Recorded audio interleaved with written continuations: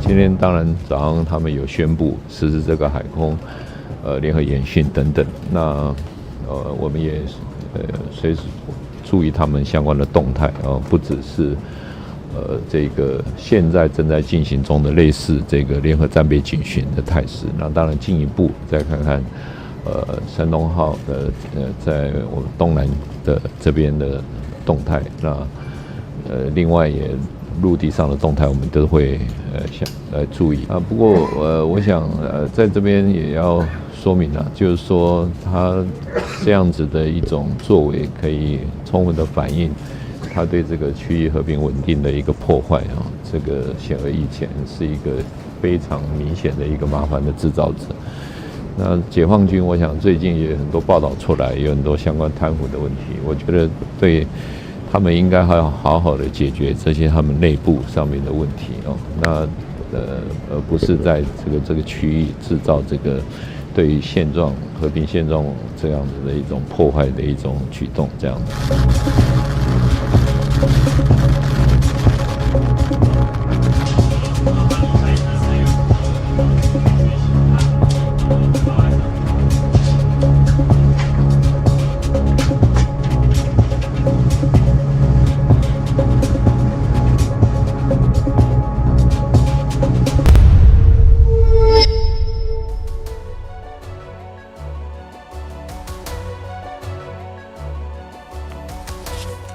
Hello, Namaskar. This is First Post and you're watching Vantage with me, Palki Sharma.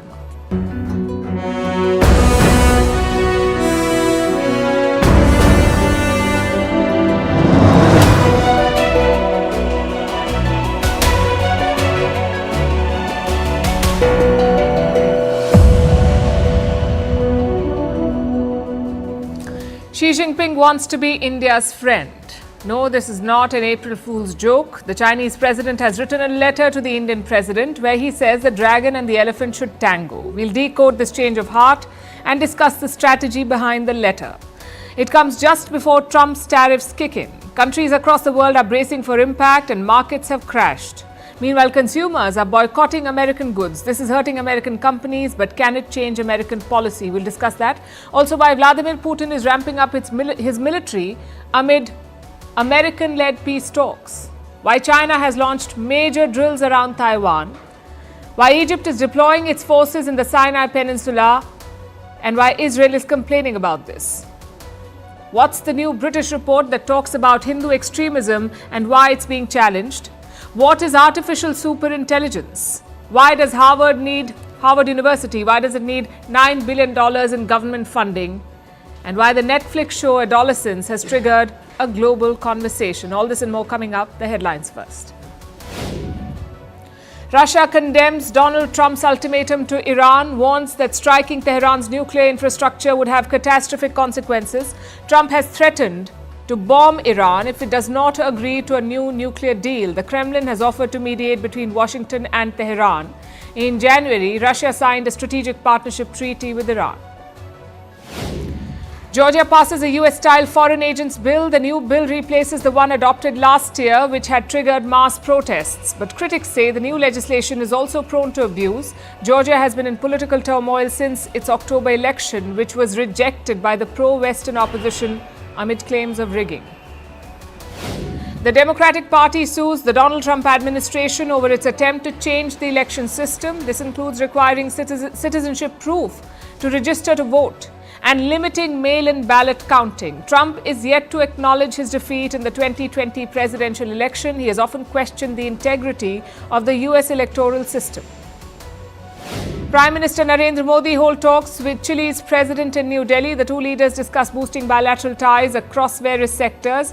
Earlier today, the Chilean president visited Mahatma Gandhi's memorial in Rajghat. This is his first state visit to India. And a gas pipeline leak sparks a massive fire near Malaysia's capital. More than 100 people have been injured and several homes have been damaged. The blaze was visible from kilometers away. The leak occurred in a gas pipeline belonging to the state-run energy firm Petronas.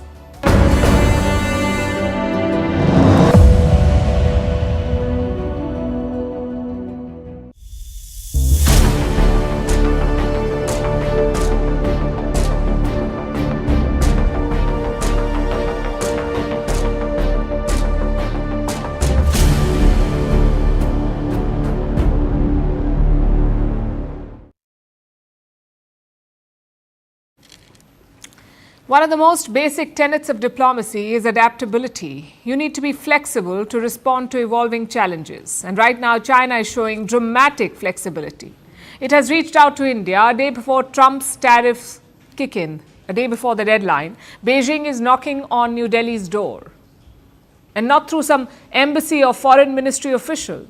The outreach is from the president himself, Chinese President Xi Jinping. He has written a letter to his Indian counterpart, President Draupadi Murmu, ostensibly to celebrate bilateral ties. India and China mark 75 years of diplomatic ties today, so this could pass off as diplomatic courtesy.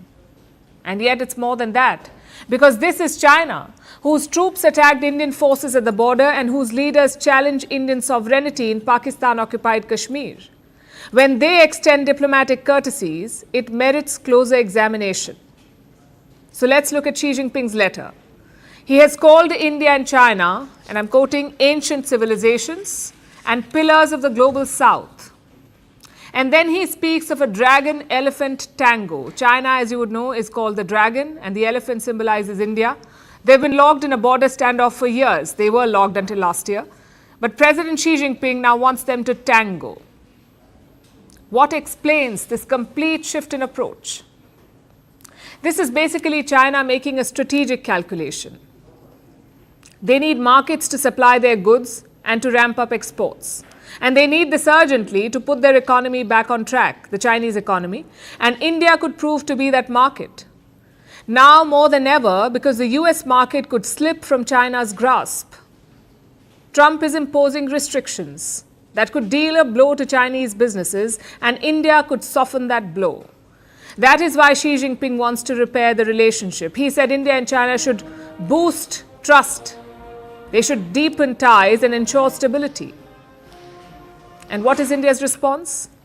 Well, caution and restraint for now. President Murmu wrote back to Xi Jinping. She has welcomed the outreach, and that's that. As of now, there is no sign of a major policy shift. And it makes sense to exercise abundant caution. Look at our recent history. 4 years of border standoff, and finally a thaw last year. Prime Minister Modi and President Xi met in Russia on the sidelines of the BRICS summit. That engagement raised expectations. Such meetings tend to pave the way for resumption of normal ties. And we seem to be heading in that direction. Last month, Prime Minister Modi spoke about ties with China. He appeared on the Lex Friedman podcast, and he said that trust would return to this relationship soon. Beijing agreed. Being partners in mutual success and making the dragon and elephant dance together is the only correct choice for China and India. China is willing to work with India to thoroughly implement the important consensus reached by the leaders of the two countries. So India and China want to work together, but the old challenges remain. Let's take the example of trade. China's ambassador to India spoke about this today. His name is Xu Feihong. He said China is ready to buy more Indian goods. He suggested that both countries should close the trade gap. Total bilateral trade between India and China is worth more than $100 billion, but it is tilted in China's favor. The deficit is a staggering $85 billion. In 2024, India exported goods worth over just $16 billion.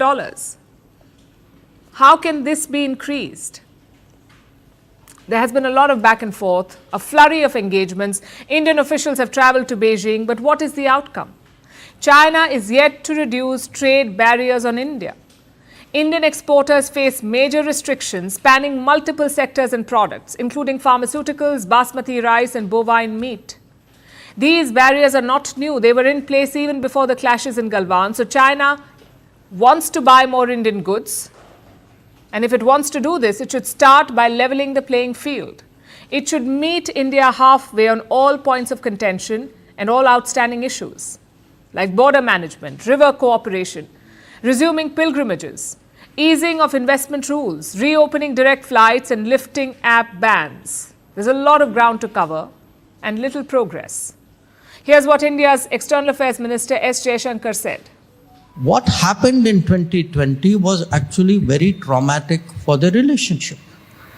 It wasn't just the bloodshed, it was the disregard of written agreements. Because this isn't a gray area we are talking about. Through this period, obviously it took us, we're still dealing with some parts of this. So it's not like the issue has completely gone away. But we also felt that the way forward was to find a negotiated outcome, and that's what we've been trying to do since 2020. So while both sides have expressed intent, we are far from a real reset, even on the border. While the troops have been pulled back, and that's a major development given how things were before, the larger boundary issue remains unresolved. Long story short, for all the talk of mutual trust, China has shown little interest in addressing the fundamental problems. Xi Jinping's desire for cooperation is convenient. There may even be synergies on paper, but in practice, mutual distrust runs deep. So the Chinese president's outreach is not a reset, it is a reaction, driven by pressure from Trump's tariffs. This letter is not a diplomatic breakthrough, it is diplomacy under stress.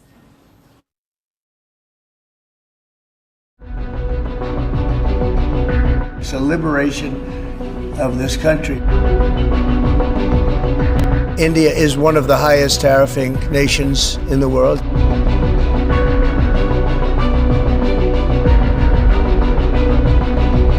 I think you're going to have a country that's going to boom.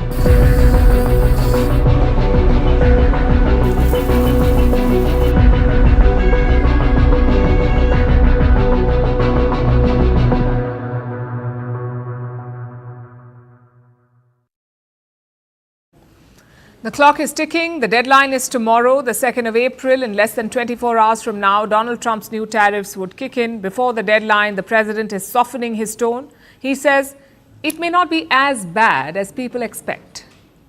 Are you concerned that this move of the tariffs this week could push some of the United States' closest allies to work with China? No, I'm not worried about it. I'm not worried about it. Yeah. Mr. President, can I ask you I about think something? they have a chance of doing better, actually, with the tariffs. It could actually help them in a certain way.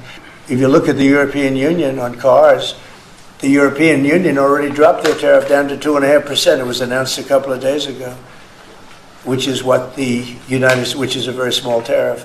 The United States charged very little. And I think I heard that India just a little while ago is going to be dropping its tariffs very substantially. And I said, why didn't somebody do this a long time ago? Will the tariffs push America's allies towards China? Trump does not think so. He also believes that India will lower its tariffs. Normally, such remarks would calm the markets. But with Donald Trump in the White House, investors are not taking any chances. Markets around the world have crashed, including Indian stocks. It was a complete bloodbath today. Investors in India lost about 3 lakh crore rupees in a day. That's over $35 billion gone in today's trade. In the US, markets have fared much worse. The sell-off began in February in America, and it has not stopped. Their losses have crossed $5 trillion. To call the situation bad would be an understatement. Trump's tariffs will have a sweeping impact. And stock markets are just one part of the equation. Overall, the global economy will bear the brunt of these tariffs. Total losses could cross $1.4 trillion. That is the scale of damage.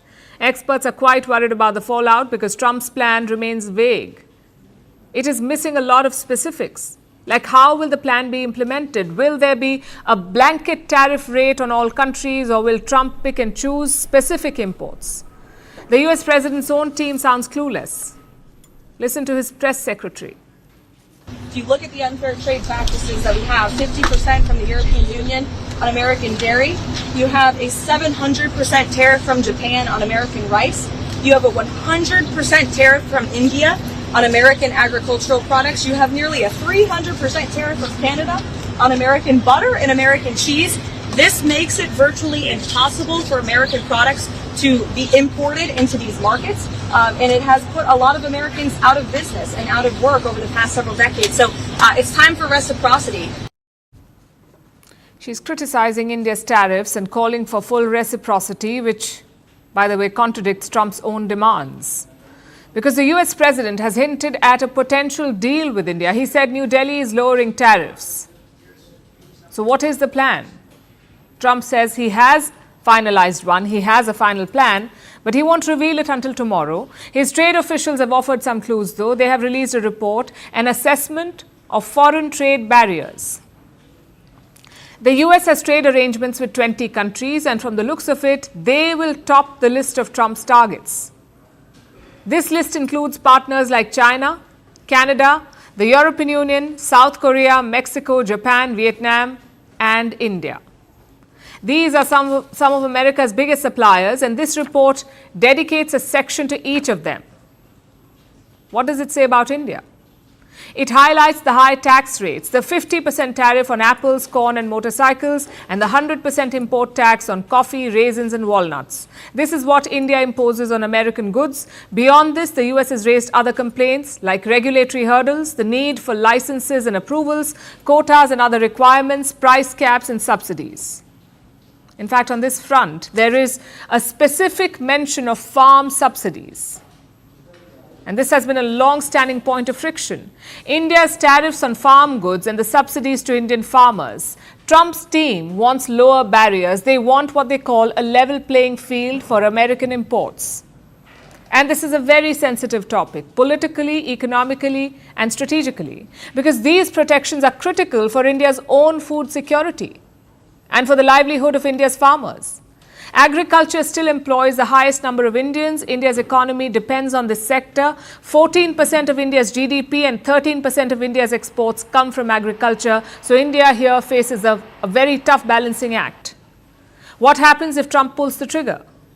What if he imposes sweeping tariffs across the board? Countries around the world are bracing for impact and working on their response.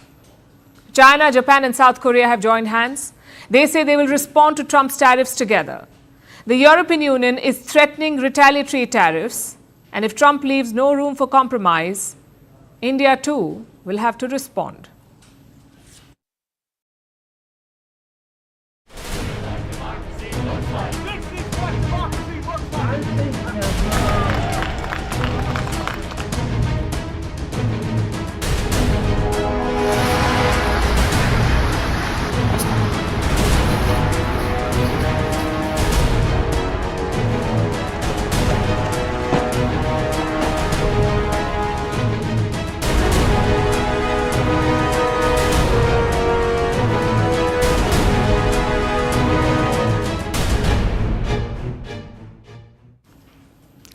During the Second World War, American soldiers were stationed in Italy. They craved coffee, but the local espresso was too strong. It was bitter for their palates. So these soldiers came up with a hack. They would dilute it with hot water. The new drink was milder and similar to the coffee that they drank back at home. This became known as Cafe Americano, or the Americano coffee that we know today. It's available all over the world, but not in Canada. After Trump's tariffs, they've given the Americano a new name. It's now the Canadiano. It's been a really interesting kind of shift to have more people ordering a Canadiano, making a point to say Canadiano.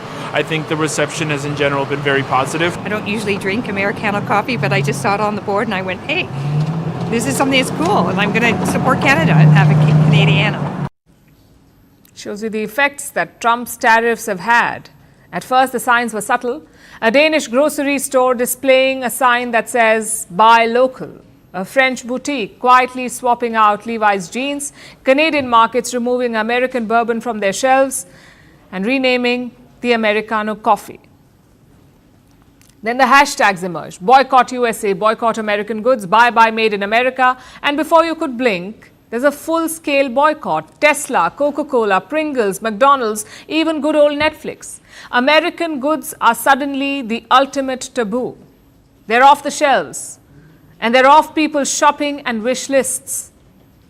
Year, the LCBO sells nearly $1 billion worth of U.S. wine, beer, cider, seltzers, and spirits, including more than 3,600 products from 35 states. As of today, every single one of these products is off the shelves. The latest country to join is Denmark. It controls Greenland. Trump wants to take over the territory, Greenland, and that has sparked a lot of anger. Supermarkets in Denmark are promoting homegrown goods. There are apps for customers. Ironically, a lot of them American apps. They can find out where the produce originates. Facebook groups have come up. They offer tips on how to avoid US goods. Well, people has been wanting to buy European goods. Obviously, with geopolitics going on at the moment, I guess you can guess yourself why. Basically, we want to sell products from all over the world, but of course, we at the same time want to help our customers as much as possible. And here, the specific ask from a lot of customers has been, we would like to buy European goods, and therefore we are now helping them with guiding them in the store with a black star. On Google, which is also American, boycott USA is a top trend. And leading this trend are 5 countries: Denmark, Canada, France, Switzerland and Sweden. Last month, there was a survey in Canada. People were asked about US goods. 85% planned to replace them. Many said they'd already done so. So the sentiment is the same everywhere, and this is impacting American goods and brands, especially Tesla. That's the company of Trump's first buddy, Elon Musk. Tomorrow, Tesla is set to release its quarterly report, essentially its sales numbers, and investors are bracing for a dip. The forecast is between 355,000 to 360,000 models sold, which is a 7% dip from the same period last year. In Europe, Tesla sales have dropped by 49% in the first 2 months of this year. This is despite the electric vehicle market growing. Tesla stores are also being vandalized in many countries.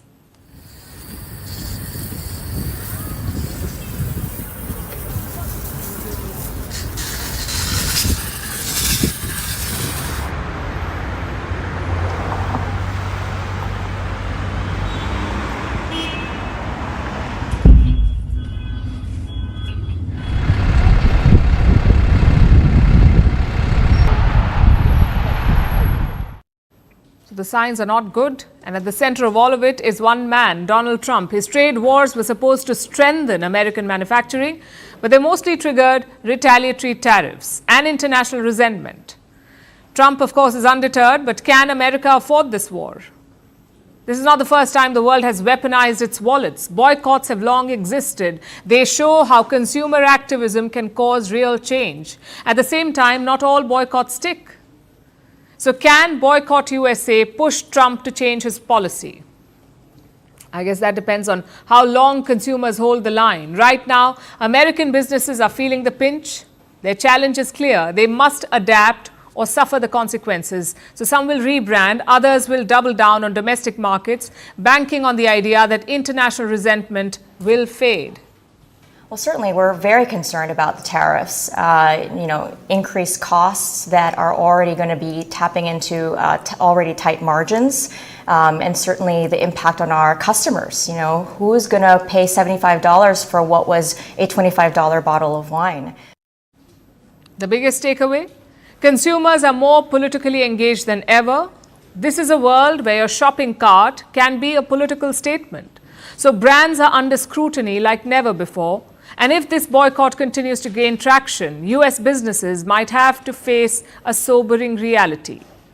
Sometimes the biggest trade war is not fought with tariffs. It is fought in the checkout aisle.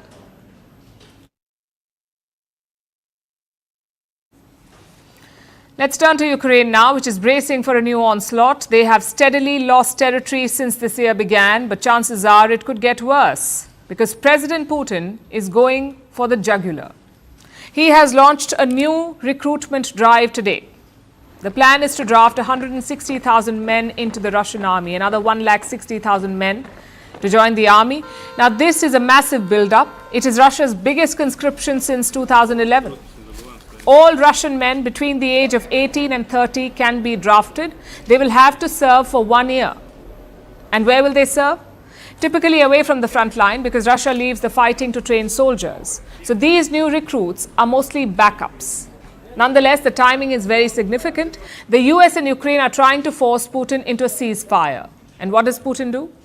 He announces a massive military recruitment drive. It's a very clear message for Moscow. Pressure will not work. A message from Moscow, rather, that pressure will not work. The war will only end on Putin's terms. But President Donald Trump is still hopeful. He says Putin will live up to his promise. I think he's going to live up to what he told me, and I think he's going to fulfill his part of the deal. Now, then you have Zelensky, and hopefully he's going to live up. I see he's trying to renegotiate the rare earth. And what about Ukraine? President Zelensky predicted this last week. He said Russia was planning new operations in Sumy, in Kharkiv, and in Zaporizhia. He said Putin's plan is to drag out the peace talks to gain as much land as possible. European countries also share this assessment. Their top diplomats met in Madrid yesterday. They were joined by the UK's foreign minister, and all of them had two demands. One, if Russia is serious about peace, it should accept a ceasefire. And two, the US must put pressure on Russia. A few weeks ago, Ukraine agreed on an unconditional ceasefire, whilst Russia keeps perpetrating war crimes, and I say this on the third anniversary of the Bucha massacre. And I believe Russia today owes the United States of America, who have committed to reaching a ceasefire, a clear answer on whether it wants to go on the path of peace path, yes or no. So Europe is calling out Russia. They are saying, give us a clear answer. Do you want a ceasefire or not? Well, Putin already gave his response last month. It wasn't a yes or a no. It was a maybe. You see, Russia has all the battlefield advantage at the moment, and they will want the truce to reflect that, to give them concessions. But Ukraine and Europe are unwilling to accept that. They want to give guarantees and recover lost Ukrainian land, both of which are non-starters for Moscow. So how can we break this deadlock? Trump is trying from his end, but could there be pressure from another end? Perhaps from China. I ask because the Chinese foreign minister is in Moscow, Wang Yi. He's on a 3-day trip to Russia, and he had held two key meetings today. First, with Russian Foreign Minister Sergei Lavrov, and then with President Putin. In Moscow, Wang Yi spoke to the Russian media. He talked about the ongoing peace talks. Let me quote from what he said. The step towards peace, although not that big, is constructive. It's worth building on it.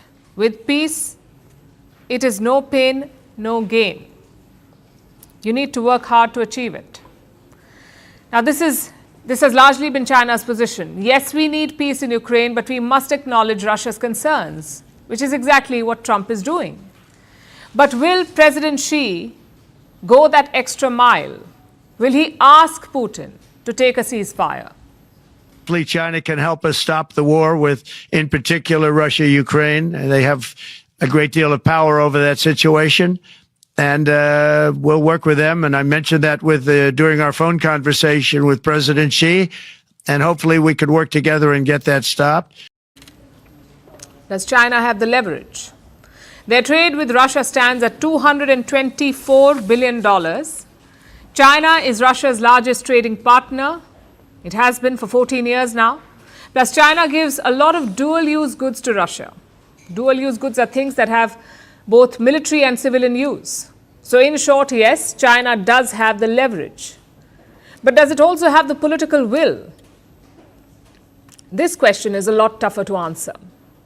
If China can persuade Putin, they will have Donald Trump's gratitude. It's worth a lot right now because Trump has launched a trade war with China. So Beijing would love a change in fortunes to be in Trump's good books. Having said that, there is a downside too. If this war ends, US-Russia ties will improve considerably, and Trump has been quite open about this. He wants to deepen relations with Moscow. At the same time, he wants to break up the Russia-China axis. So it's a tough call for Beijing. Yes, they would like to see the war end. It would open up supply chains and energy markets. But do they have sufficient confidence in their ties with Moscow? Can it survive Trump's reset with Russia? In today's meeting, Wang Yi projected confidence. He said China and Russia would not tolerate interference from outside. He said their ties are not against a third country. Let's see if this confidence allows Beijing to push Vladimir Putin.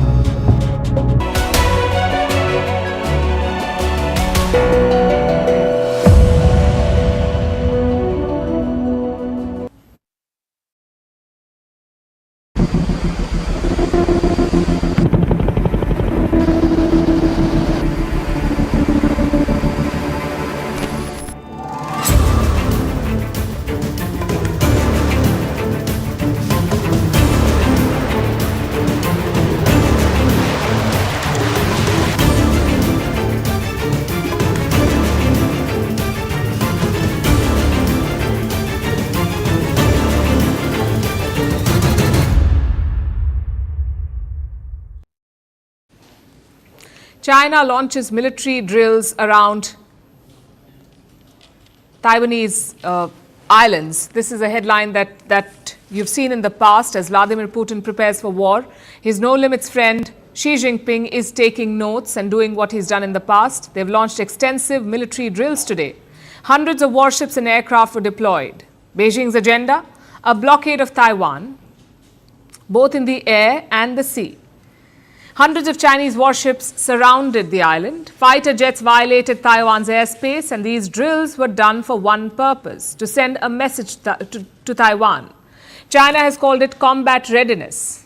Its Eastern Command said, and I paraphrase, Chinese armed forces will close in on the self-governing island from multiple directions and practice assault on ground targets and blockade of sea lanes. Now, this is a threat, and the military deployment added to the optics. So did Taiwan hunker down? Not really. It responded to the Chinese provocation. Taiwan launched jets and warships to counter the Chinese deployment. Taiwan's defense minister addressed the country, and he called China a troublemaker. He took potshots at Beijing by highlighting corruption in their military. Listen to this. It is obviously that China is a very obvious troublemaker. There have been a lot of reports related to corruption problems within the People's Liberation Army. I think they should properly resolve these internal problems instead of destroying peace and stability in the region. Now, Chinese drills around Taiwan are not new. In fact, they happen quite often. Taiwan is used to the provocation. They were prepared this time as well. So China was forced to change tactics. Beijing unleashed a different weapon, one that they are quite proud of, their propaganda. Like I said, China was practicing a blockade of Taiwan. Warships and jets surrounded the island, but Taiwan responded. So China took the fight to a different battlefield. Social media. Beijing released an animated video. You can see it here. It shows Taiwan's President Lai Ching-te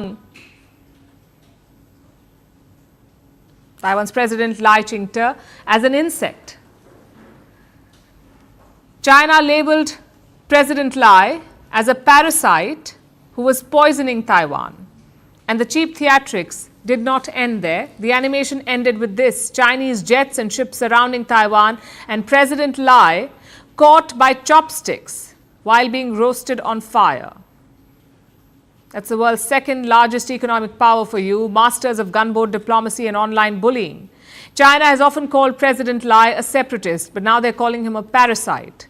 What triggered this animated fury? Two developments, both linked to the United States. The first is US Secretary of Defense Pete Hegseth. He recently visited the Philippines and Japan. It was his first visit to Asia. He publicly condemned Chinese aggression in the Taiwan Strait. This happened on Sunday in Tokyo. We told you about this. And this has upset China, which is why they're acting up. Here's the second reason: weapons. Right before Pete Hegseth's visit to the Indo-Pacific, the Trump administration delivered something to Taiwan. And it was no ordinary weapon.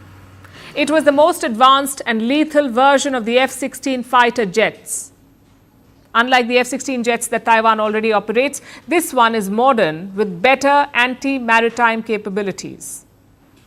Taiwan will get 66 such jets. The first ones were delivered last weekend. It is a major boost to their offensive capabilities. And do you know who approved the sale? US President Donald Trump. This deal, in fact, was approved in 2019 when Trump was president. Then came the Biden administration. They delayed the deliveries. Now Trump is back in the White House and the deliveries are back on track. The first batch has been sent to Taiwan. Plus, Trump is ramping up support in other ways. In February, the US State Department removed a line from its website which said that the US does not support Taiwan's independence. This was the line. They removed it. And then new F-16 jets were delivered. If you join the dots, you will see a furious China. It opposes all American support for Taiwan, and this could be one reason for the latest drills. But what about the animation? The propaganda video screams desperation. For a country that takes pride in its technology and AI advancements, you would at least expect better graphics.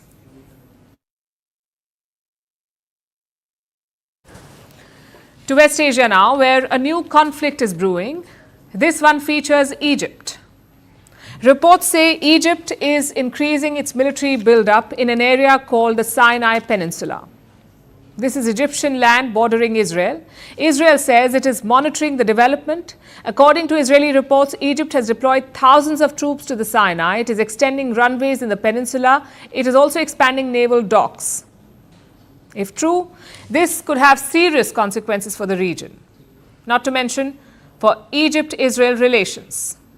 Because the Sinai Peninsula is strategically located, historically it has been a point of friction. Let me show you a map. The Sinai is a land bridge between Africa and Asia. It connects Egypt and Israel. The Mediterranean Sea lies to the north, the Red Sea to the south, and tucked in the peninsula's west is the Suez Canal. Thousands of ships pass through here every year. The Sinai is Egyptian territory, but it has a troubled past. It has been controlled by several empires, starting with the ancient Egyptians, then the Romans, then came the Ottoman Empire and the British Empire. It was only in 1922 that Egypt regained control. 1922, that's when Egypt also gained independence from the British. And since then, the Sinai has been Egyptian territory. Now they're said to be deploying military here on what is technically their own land. So why is Israel flagging this buildup? Because of an old treaty signed between Israel and Egypt. Time for a quick history lesson again. The year is 1956. The Suez is a strategic asset. Egypt decides to nationalize the Suez Canal. The Europeans do not like it, especially the British and the French. Egypt blocks ships from using the waterway. Israel launches an attack. Britain and France support it, and Egypt loses control of the Sinai. That's when the US and Soviet Russia enter the picture. They force an Israeli withdrawal and they create a buffer zone. All of this happened in 1956. But the tensions lingered. Then in 1967, Egypt reclaimed the Sinai. This triggered another war, the Six-Day War. Israel attacked Egypt, Syria, and Jordan and took back the Sinai. But Egypt was not done. It launched another offensive in 1973. Fighting continued for several months. Finally, there was a ceasefire in 1975, and 4 years later, the United States stepped in. It brokered a peace treaty between Israel and Egypt. That's what we call the Camp David Accords. They were signed in 1979. This ended the hostilities. Israel agreed to completely withdraw from the Sinai. In return, Egypt set up formal relations with Israel. It has been 46 years since the Camp David Accords. The region has seen many wars in between, but the Sinai has been mostly out of it. In recent years, though, it's been on the edge. Egypt has battled multiple insurgencies in this peninsula. ISIS and Al-Qaeda once operated in big numbers here. They were eventually defeated with Israeli help. And that brings us to today. Israel's war in Gaza is adding to the pressure. Sinai is vital for sending aid into Gaza, but Israel's war on Hamas continues. Israeli troops remain deployed at the Rafah crossing. This borders the Sinai. Perhaps Egypt is preparing for a fallout in Gaza, like a mass exodus, or Hamas crossing into Egypt through underground tunnels. This would explain Egypt's military deployment, but Israel sees this as a violation of the peace treaty. The treaty allows Egyptian soldiers only up to a point in the Sinai, and even the movement of Egyptian forces is restricted. Now, Israel claims that Egypt is violating this pact. Israeli officials have flagged the breach with the Americans. The US enforces this treaty. Egypt is yet to comment. It is not clear if the treaty has indeed been violated, but it is amply clear that another war is the last thing that this region needs.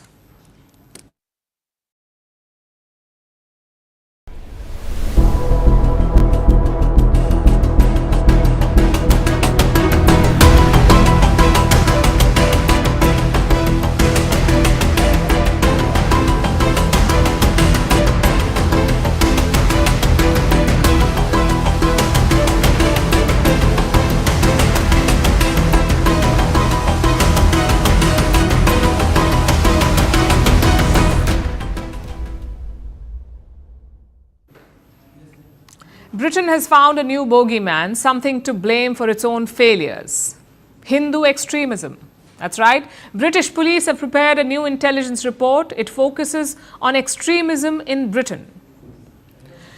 Parts of that report have been leaked to the British press, and 3 claims stand out. Number 1, British Hindu extremists are aligning with the far right. Their shared belief? Apparently hatred for Muslims. The report says Hindu extremists met a far-right British activist. His name is Tommy Robinson, and he's currently in jail. That's point number 1, highlight number 1. Number 2, Hindu allies of Prime Minister Narendra Modi are meddling in British elections. Apparently, they campaigned against Labour in 2019. And finally, highlight number 3, European terrorists are taking inspiration from Hindu extremists. The report gives the example of Anders Breivik. He killed 77 people in Norway in 2011. Apparently, he found Hindu extremism appealing. These are the 3 big claims made in this report. It says Hindu extremists are trying to disrupt social harmony in the UK. That they will worsen ties between Hindus and other communities like Sikhs and Muslims. British Hindu groups have hit back at this report. They're calling these claims baseless, misleading, and false. And remember, this is just a leak. Chances are the full report could be worse, which is why some lawmakers want it released. They want to scrutinize the findings. Into the Leicester riots of 2022, blaming Hindu extremism, despite the fact that during those riots, 105 Hindu homes were attacked, no Muslim homes, 2 Hindu temples were attacked, but no mosques. So could the Minister actually ensure that this report is published so we can actually scrutinise it and make sure that the blame is put where it should be. Let's take a step back here. Why is Britain blaming so-called Hindu extremism? The first time they did this was in 2022 during the Leicester riots that the MP just spoke about. British Hindus and Muslims clashed in August and September that year. Later, government reports named Hindu extremism as a factor. I guess that was just the start, because this report goes even further. It is blaming Hindus for inspiring European terrorists, of conspiring with the far right, and of meddling in elections. Now, these are very serious allegations to make. Let's see if the UK government can back it up with proof. If not, let's see if they apologise. But for the moment, let's focus on the bigger picture. Britain's social issues are not new. The UK has always been an unfair, discriminatory society. Don't take our word for it. Look at studies conducted in Britain. 29% of minorities face discrimination in education. A similar number reported issues at work, plus more than 20% face discrimination from British police. Hindus are not the perpetrators here. They are among the victims. Yet who does the report blame? So-called Hindu extremists. The fact is, Britain has not been able to curb religious and racial hatred. That's their government's failure. There is no point blaming Hindus or India for it. And some of the claims are laughable. For instance, the report says supporters of Prime Minister Modi sent WhatsApp messages to British Hindus, saying what? Don't vote for the Labour Party. Apparently, this is proof of election meddling. Just think about the hypocrisy. British Khalistanis organize referendums to break up India. They target Indian diplomatic missions and vehicles, yet that is called freedom of expression. But alleged WhatsApp messages? Well, that's a strict no. And this is just one example. You may remember the grooming gangs of Britain. These were British Pakistanis luring and abusing young white girls. For years, British police did not crack down on them. Do you know why? Because they feared racial tensions. Even now they say, don't focus on race or religion, focus on the crime. Yet the same British police are openly talking about Hindu extremism. What happened to not focusing on religion? What happened to focusing on the crime? Clearly, this report needs to be studied more. Yes, every community will have bad eggs, but it's important not to generalize, not unless you have solid proof. Britain should instead focus on healing its social divisions, on curbing hate crimes and discrimination. It's always easy to blame the bogeyman. It's much harder to admit your own mistakes.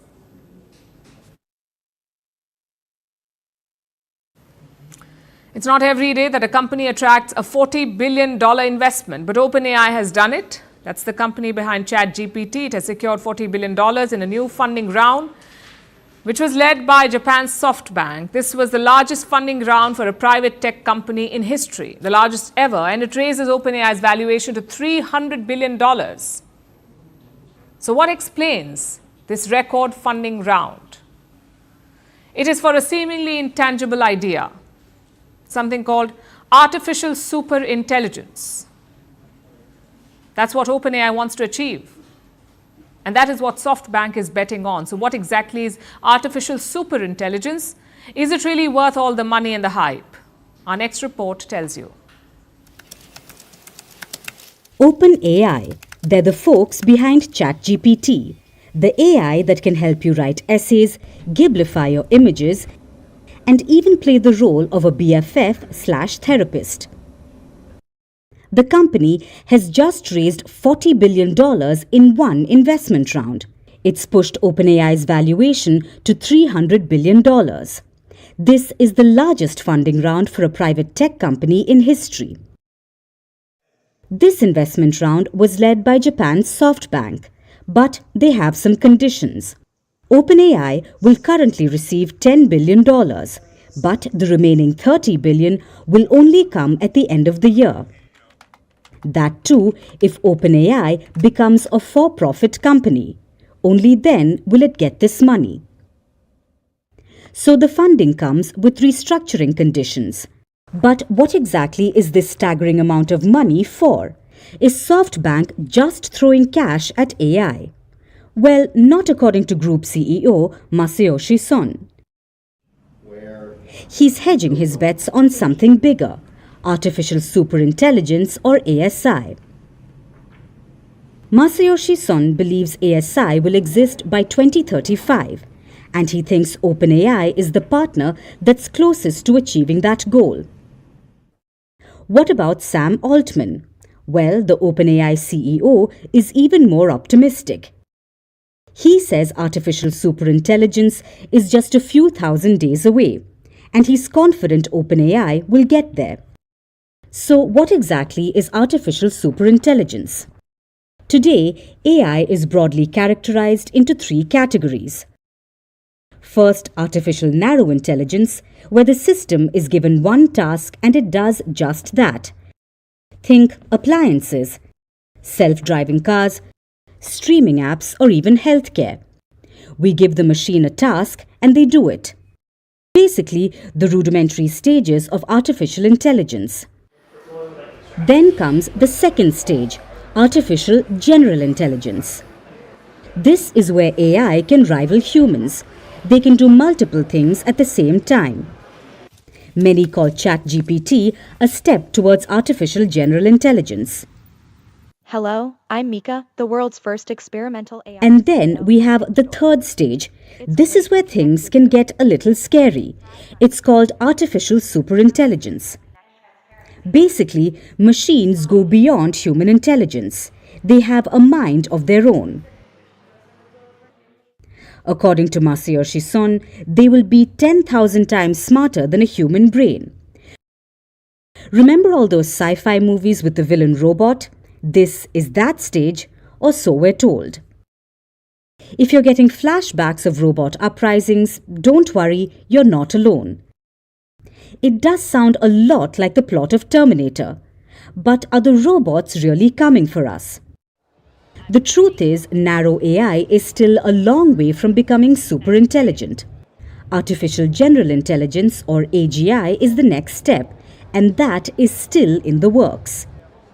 It would be able to learn and perform tasks just like a human, but that's still far from becoming the brain of a super intelligent machine. So your Roomba is not about to stage a revolution, at least not anytime soon. So is all this money just creating an AI bubble? Well, inflation valuations are a problem, especially in the Silicon Valley. But this isn't just a bubble. Artificial intelligence is already transforming industries. Yes, we're still in the early stages, but the progress is so fast that it's hard to ignore. The fact is, AI is already part of our daily lives. It's just going to keep getting better, faster, and smarter. Will it be perfect? Probably not. Will it change everything? Absolutely. But are we ready? That's the question to ponder upon. Because according to Silicon Valley, ASI is coming and it just might be smarter than us. Let's just hope it likes humans enough to let us keep the internet password.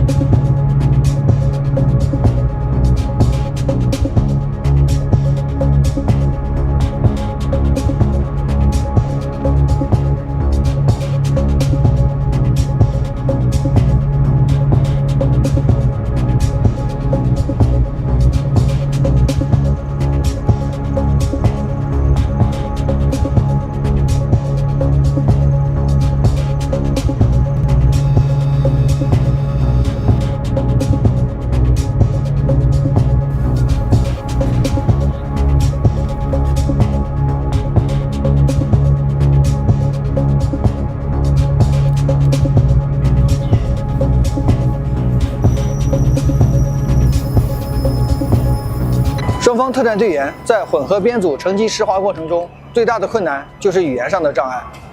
我们在训练开始之前，就与泰方官兵建立战术手势上的交流，手势上的利用。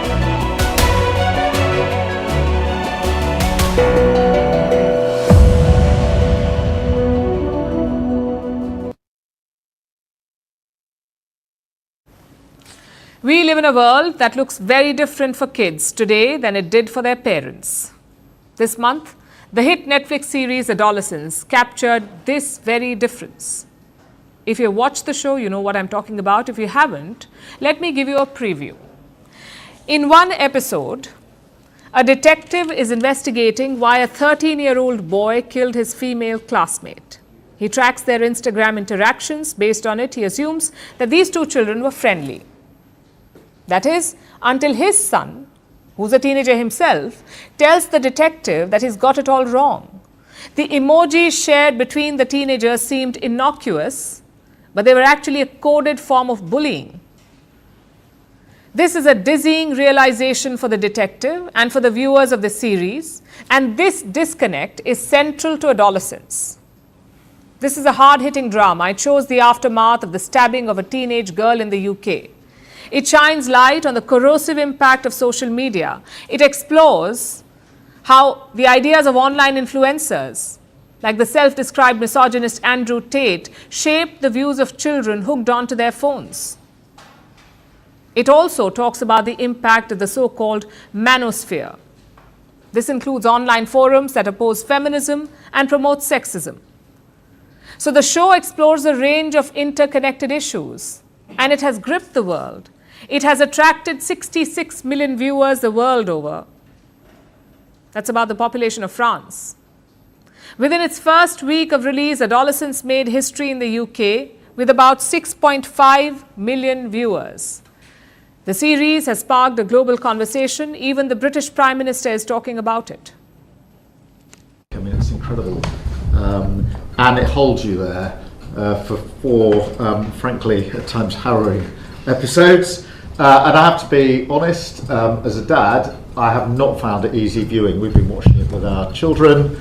My girl is 14, my boy is 16, and it's been really hard to watch. It may be hard to watch, but Netflix has made an announcement. The drama will be aired across schools in the UK. Children in secondary schools will be able to watch it for free, and Keir Starmer has backed this decision. After all, Adolescence is not about one fictional, innocent-looking boy who was driven to do something horrific. It shows what happened in the series could happen anywhere. It is, in fact, happening anywhere and everywhere. Here are some headlines from last year. A 17-year-old stabbed 3 little girls dead at a dance class in the UK. 2 teenage boys were stabbed to death, and the murderer gloated about it on social media. 2 15-year-olds were arrested for killing a teenager by stabbing her 28 times. There are hundreds of cases like these, and not just in the UK. From Albania to India, it is happening everywhere. The question is why? And the answer is not